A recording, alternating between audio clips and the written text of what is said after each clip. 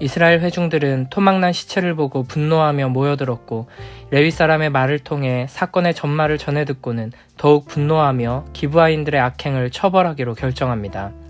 8절부터 11절 말씀입니다.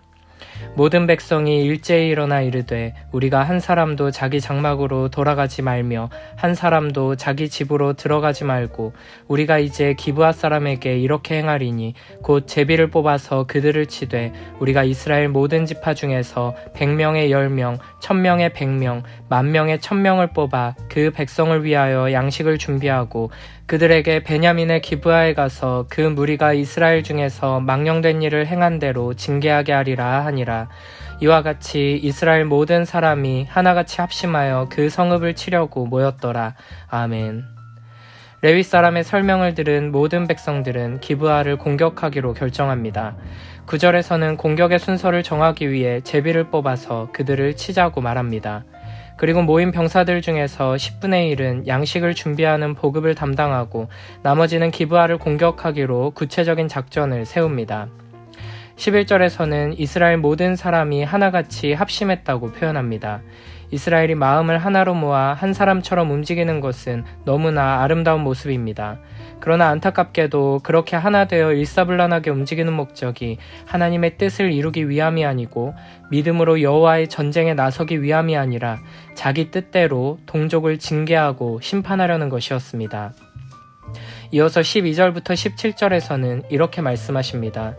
이스라엘 지파들이 베냐민 온 지파에 사람을 보내어 두루 다니며 이르기를 너희 중에서 생긴 이 악행이 어찌 됨이냐.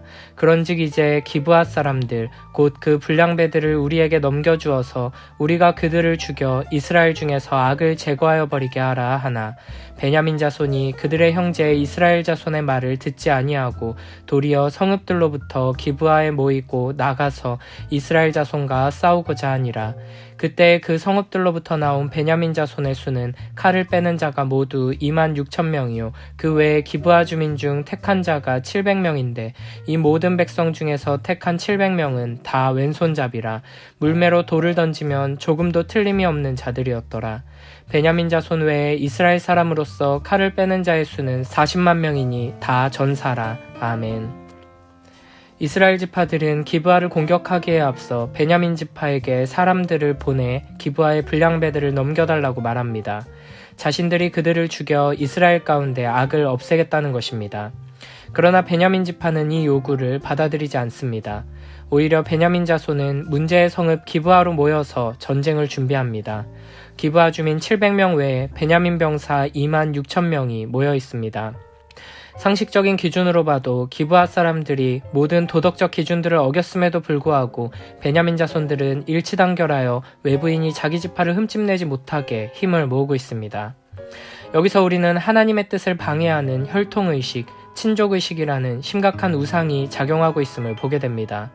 우리는 옳고 그름보다 내 나라, 내 민족, 내 편, 내 식구라는 식의 태도를 주의해야 합니다. 혈연, 지연, 학연 따위를 공동체 전체의 유익이나 보편적인 도덕보다도 중요시할 때 그 사회는 부패하며 무너지게 될 것입니다. 이 세상의 유한한 철학이나 이념이나 사상, 특정한 정당이나 민족 따위를 하나님 나라의 영광, 거룩하신 하나님의 말씀보다 앞세울 때 하나님의 나라는 온전히 설 수 없게 될 것입니다. 15, 16절에 보면 베냐민의 병사들 중에는 물맷돌을 정확히 던지는 700명의 매우 잘 훈련된 병사들이 있었다고 말합니다. 그들은 왼손잡이였다고 되어 있는데 실제로 왼손잡이들을 모아 특별하게 훈련을 시켰을 가능성이 있습니다. 고대 사회에는 모두가 오른손으로 무기를 들고 싸웠기 때문에 왼손으로 물맷돌을 던지는 것이 훨씬 더 유리했다고 합니다. 어쩌면 베냐민 지파의 왼손잡이 물맷돌 용사들은 사사기 3장에 등장하는 베냐민 지파 출신 왼손잡이 사사 에훗의 영향을 받아 왼손으로 무기를 사용하는 훈련을 했을 가능성도 있습니다. 이렇게 특수부대 700명과 26,000의 베냐민 병사들은 이스라엘 나머지 지파들의 40만 연합군과 싸우게 됩니다. 동족끼리 칼을 겨누고 전쟁하는 이런 끔찍한 일이 벌어지게 된 것은 결국에는 이들이 여호와 하나님을 왕으로 섬기지 않고 자기 소견에 옳은 대로 행했기 때문입니다. 지금 이스라엘은 참된 사사이자 왕이신 하나님의 통치를 받아들이지 않고 자신들의 판단대로 행동하고 있습니다. 한 개인부터 이스라엘 전체 공동체에 이르기까지 자신의 행동이나 주변 상황을 제대로 분별하지 못하고 있습니다. 모든 것이 자기 중심적으로 판단되고 결정되고 행해질 뿐입니다. 5절에서 레위 사람의 설명이 그랬고 10절에 기브아를 치기로 했던 이스라엘의 결정이 그랬고 13, 14절에 베냐민의 거절이 그랬고 18절에 기브아에서 베냐민으로 전쟁의 대상을 확대한 것도 그랬습니다. 그래서 하나님께서는 베냐민과의 전쟁에서 이스라엘이 2번이나 패배하게 하심으로써 그들의 결정이 적절하지 않았음을 보여주십니다. 베냐민과 전쟁 때문에 이스라엘은 18절, 23절, 27절에서 하나님께 3번 반복해서 질문합니다. 이스라엘은 이렇게 패배하고 질문하는 과정을 통해서 자신들의 행동에 대해 성찰하는 기회를 얻게 됩니다. 처음 이스라엘은 하나님의 뜻을 구하며 하나님의 허락을 구하는 기도를 드리는 것이 아니라 이미 베냐민과 싸우기로 자기 뜻에 결정을 내려놓고 누가 먼저 올라갈지를 질문합니다. 18절부터 22절 말씀입니다. 이스라엘 자손이 일어나 베델에 올라가서 하나님께 여쭈어 이르되 우리 중에 누가 먼저 올라가서 베냐민 자손과 싸우리이까 하니 여호와께서 말씀하시되 유다가 먼저 갈지니라 하시니라. 이스라엘 자손이 아침에 일어나 기브아를 대하여 진을 치니라. 이스라엘 사람이 나가 베냐민과 싸우려고 전열을 갖추고 기브아에서 그들과 싸우고자 하매 베냐민 자손이 기브아에서 나와서 당일에 이스라엘 사람 22,000명을 땅에 엎드려뜨렸으나 이스라엘 사람들이 스스로 용기를 내어 첫날 전열을 갖추었던 곳에서 다시 전열을 갖추니라. 아멘. 이스라엘은 여호와 하나님께 전쟁을 할지 말지를 물어본 것이 아니라 누가 먼저 올라갔는지를 질문합니다. 이에 하나님께서는 유다가 먼저다 라고 답하십니다. 이스라엘의 질문 속에는 분명 전쟁을 지칭할 때 사용되는 올라가다, 싸우다라는 표현이 들어있었습니다. 그러나 하나님의 대답 속에는 단순히 유다가 먼저다라는 말씀만 있을 뿐 전쟁에 대한 명시적인 언급이나 승리에 대한 약속이 없었습니다. 그럼에도 이미 자기들 뜻대로 모든 것을 결정 내리고 행동에 옮기고 있는 이스라엘 백성들은 하나님의 이 대답을 승리에 대한 약속으로 이해합니다. 그러나 이스라엘은 하루 만에 22,000명이 전사하면서 큰 패배에 빠지게 됩니다. 이들은 다시 용기를 내 전열을 재정비합니다. 그러나 패배의 충격으로 인해 다시 여호와께 질문할 때는 날이 저물도록 울게 됩니다. 23절부터 25절 말씀입니다. 이스라엘 자손이 올라가 여호와 앞에서 저물도록 울며 여호와께 여쭈어 이르되 내가 다시 나아가서 내 형제 베냐민 자손과 싸우리이까 하니 여호와께서 말씀하시되 올라가서 치라 하시니라. 그 이튿날에 이스라엘 자손이 베냐민 자손을 치러 나아가매 베냐민도 그 이튿날에 기브아에서 그들을 치러 나와서 다시 이스라엘 자손 48,000명을 땅에 엎드려뜨렸으니 다 칼을 빼는 자였더라. 아멘. 이스라엘 백성들은 큰 패배에 충격을 받고 여호와 앞에서 날이 저물도록 울었습니다. 그들이 하나님께 맨 처음 물었을 때는 아무런 긴장감이 느껴지지 않았습니다. 그들은 자기들의 행동에 대한 분명한 명분과 확신을 가지고 있었습니다. 그들의 소견에 따르면 이 전쟁은 옳은 것이었습니다. 게다가 이스라엘이 베냐민보다 훨씬 더 많은 병력을 소유하고 있었습니다.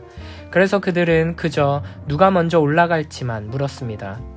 그러나 이제 패배를 경험한 이스라엘은 전쟁 자체에 대해 질문하기 시작합니다. 게다가 이제 이들은 베냐민이 자신들의 형제임을 좀 더 명확하게 인식하기 시작합니다. 첫 번째 질문과 달리 두 번째 질문에는 베냐민 자손을 내 형제라고 부릅니다. 실패가 자기가 처해 있는 상황을 좀 더 정확하게 보고 바르게 분별할 수 있도록 만든 것입니다. 두 번째 질문에 여호와께서는 올라가라 라고 대답하십니다. 이번에도 단순히 올라가라고만 답하셨을 뿐 올라가서 치라는 구체적인 명령도 없었고 승리에 대한 약속도 없었습니다. 이에 이스라엘은 베냐민 자손에게 나아가지만 이번에도 패배를 경험하게 됩니다. 이번에는 18,000명이 전사합니다. 전혀 예상하지 못했던 두 번의 패배를 경험한 이스라엘은 이제 모든 백성이 여호와 앞에 날이 저물도록 금식하며 엎드리기 시작합니다. 26절부터 28절 말씀입니다. 이에 온 이스라엘 자손 모든 백성이 올라가 베델에 이르러 울며 거기서 여호와 앞에 앉아서 그 날이 저물도록 금식하고 번제와 화목제를 여호와 앞에 드리고 이스라엘 자손이 여호와께 물으니라. 그때에는 하나님의 언약궤가 거기 있고 아론의 손자인 엘르아살의 아들 비느하스가 그 앞에 모시고 섰더라. 이스라엘 자손들이 여쭈기를 우리가 다시 나아가 내 형제 베냐민 자손과 싸우리이까 말리이까 하니 여호와께서 이르시되 올라가라. 내일은 내가 그를 내 손에 넘겨주리라 하시는지라. 아멘. 두 번의 패배를 연달아 경험하고 난 뒤 이스라엘은 극도로 당황스러워하며 긴장했습니다. 스스로 격려하거나 전열을 가다듬을 여유도 없었던 것 같습니다. 그들은 금식하고 번제와 화목제도 드리며 여호와께 세 번째로 질문합니다. 그들은 이번에도 베냐민 자손을 내 형제라고 부릅니다. 그러면서 다시 나아가다 라는 말 앞에 또 라는 말을 덧붙입니다. 두 번이나 패배했는데 또 다시 나아가느냐 하는 질문입니다. 그리고 맨 마지막에는 말리이까 라는 말도 덧붙입니다. 지금까지는 전쟁을 하는 것은 당연하게 여겼지만 이제는 어쩌면 전쟁 자체가 하나님의 뜻이 아닐 수 있다는 생각을 하고 있는 것입니다. 세 번째가 되어서야 드디어 이스라엘은 제대로 된 질문을 던집니다. 그리고 여호와 하나님께서는 드디어 그를 내 손에 넘겨주겠다는 승리의 약속을 이스라엘에게 주십니다. 오늘 본문 속에서 이스라엘 백성들은 자기 소견에 오른 대로 스스로가 재판관이 되어 베냐민을 심판하고 징계하려고 했습니다. 그러나 여호와 하나님께서는 오히려 그들에게 두 번의 충격적인 패배를 안겨주심으로써 그들의 잘못된 동기와 복수심을 심판하셨습니다. 이스라엘의 가장 큰 문제는 자기 소견에 오른 대로 판단하고 자기 마음대로 결정했다는 것입니다. 우리도 이런 실수에 빠지기가 쉽습니다. 내 뜻대로 모든 것을 판단하고 결정 내려놓고서 하나님께 도와달라고 간절히 기도합니다. 그러나 그런 기도는 하나님께서 기뻐하시는 기도가 아닙니다. 하나님을 왕으로 섬기며 하나님의 뜻을 이루기 위한 기도가 아니라 내 뜻에 하나님을 이용하기 위한 기도이기 때문입니다. 그러므로 우리는 무슨 일을 시작하기에 앞서 먼저 이 일을 할 것인지 말 것인지부터 하나님께 여쭈어야 할 것입니다. 모든 판단은 하나님의 말씀을 기준으로 해야 하며 모든 결정은 나 스스로가 아니라 하나님께서 친히 결정하시도록 겸손히 말씀 앞에 엎드려야 할 것입니다. 이 세상 사람들은 빠르게 판단하고 빠르게 결정 내리고 빠르게 행동에 옮겨야 한다고 말하지만 우리는 하나님께서 말씀하실 때까지 기다리고 또 기다려야 하며 하나님께서 결정 내려주시고 하나님께서 우리의 마음을 변화시켜 주셔서 하나님의 뜻대로 인도해 주실 때까지 기다리고 또 기다려야 할 것입니다. 내 소견에 오른 대로 내가 판단하고 결정하는 어리석은 인생이 아니라 우리의 참된 왕이신 여호와 하나님의 통치와 다스림을 받는 복된 우리 모두가 되길 축복합니다.